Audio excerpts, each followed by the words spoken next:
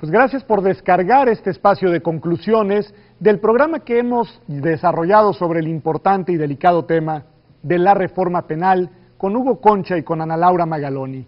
Un tema complejo, un tema de estos que tendrá mucho peso en el debate político del próximo año y que además obliga a todos los poderes del país, no solamente al nivel federal, digamos, legisladores y gobierno y jueces federales, sino también al de todas las entidades federativas. Lorenzo, a mí me parece que es un tema de tal complejidad que vale la pena, incluso en este apartado de conclusiones, hacer un pequeño acomodo, muy breve, de las piezas institucionales que están en juego, de lo que se pretende reformar y de a quién le toca reformarlo. Yo creo que efectivamente, y además el programa nos sirvió mucho para este trabajo pedagógico. Creo que lo primero que vale la pena subrayar son las dimensiones y el impacto de la reforma. Es una reforma constitucional que tiene que tener traducción en 33 realidades jurídicas distintas, la federal y la de cada una de las 32 entidades del país. En algunos casos, digamos, por los tiempos de la propia reforma, por los transitorios de la propia reforma, se va a tiempos diferenciados. Algunas entidades han avanzado más, otras menos y demás. Pero después, dicho eso, yo creo que vale la pena subrayar efectivamente la pluralidad, el abanico de actores que están involucrados en procesar y en actuar esta reforma, en instrumentar la reforma. Por supuesto está, digamos, la componente legislativa de las 32 entidades, de los legislativos de las 32 entidades y por supuesto el Congreso Federal, que tendrán que traducirla o aterrizarla en códigos de procedimientos penales, en adecuaciones, digamos, a las normas que rigen el proceso penal en estricto sentido. Tendremos que traducir, o más bien esta traducción también tendrá que ser, digamos, instrumentada por las policías, por las procuradurías, es decir, el papel de la policía, del Ministerio Público y finalmente también por los jueces. Es decir, estamos hablando de una multiplicidad de actores que tienen que ver con la rama legislativa, como decía, con la rama ejecutiva y también con la rama judicial.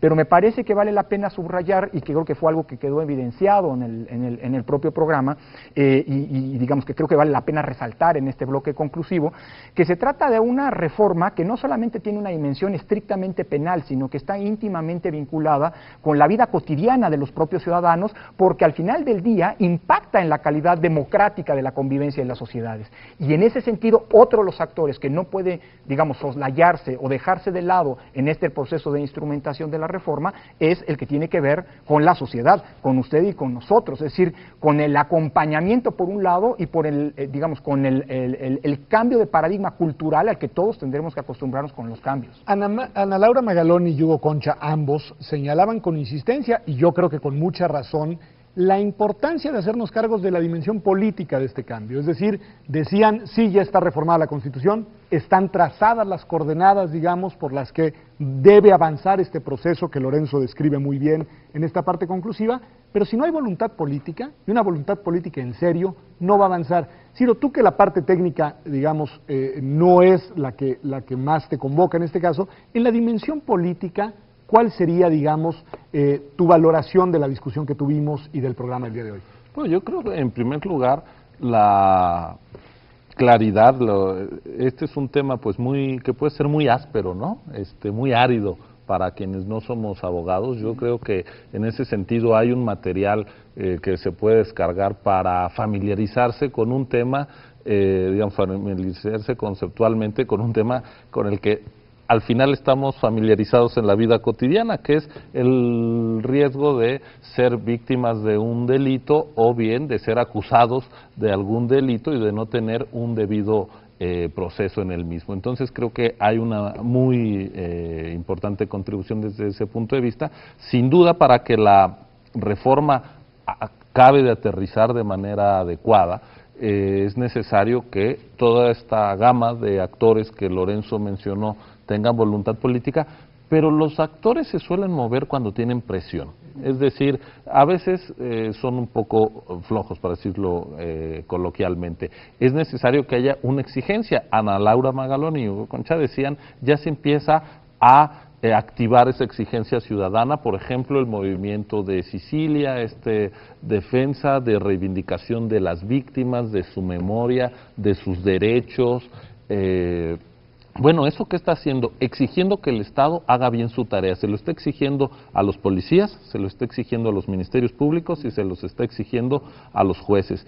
En ese sentido, esta reforma es una reforma que fortalece al Estado al tiempo que acabará fortaleciendo a la ciudadanía. No hay que pensar que aquí hay un juego de suma cero, que Estado fuerte implica ciudadanía débil. No, Estado fuerte democráticamente hablando implica ciudadanía más protegida. Y ahí hay una dimensión en esta reflexión de la participación de la ciudadanía y de algo que señalas muy bien y recoges muy bien de la mesa, que es la presión ciudadana o la manera en la que las energías de demandas y de reclamos ciudadanos se encaucen para impulsar las transformaciones institucionales.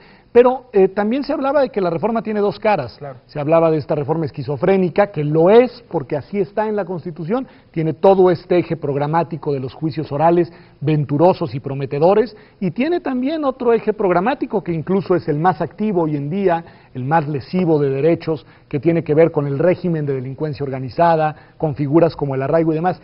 Y detrás, Lorenzo, de la implementación de estas dos caras, habrá presiones políticas y habrá presiones ciudadanas.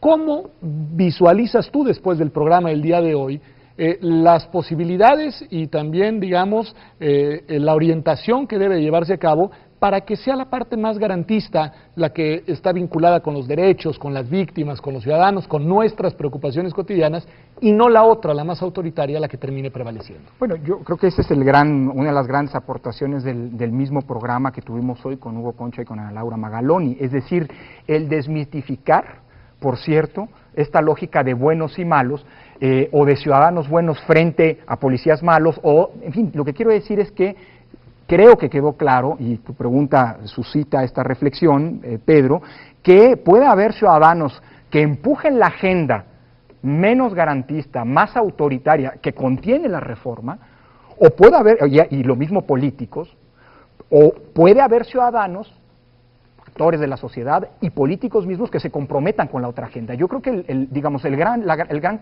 desafío que tenemos como sociedad hacia adelante, en su conjunto, pensando, no poniendo a la sociedad frente a la política, todos los actores políticos y sociales hacia adelante, es precisamente demostrar nuestro compromiso democrático, nuestra vocación, digámoslo así, de consolidar la vida democrática a partir de los derechos y apostar porque prevalezca al final del día esto que es lo más rescatable y venturoso de la misma reforma. Bueno, ahí haría una reflexión final, porque esta vía de respetar los derechos es la que hace, nos decía Ana Laura, a las policías más eficientes. No hay policía que esté torturando a los detenidos, que les esté violando sus derechos, que al final resuelva los casos. Esa no es la policía que esté resolviendo los casos. Necesitamos una policía que se atenga a las normas. Desvincular esa instintiva tendencia de eficacia con autoritarismo, ¿no?, al final del día. Pues bueno, pues yo creo que ha sido, digamos, una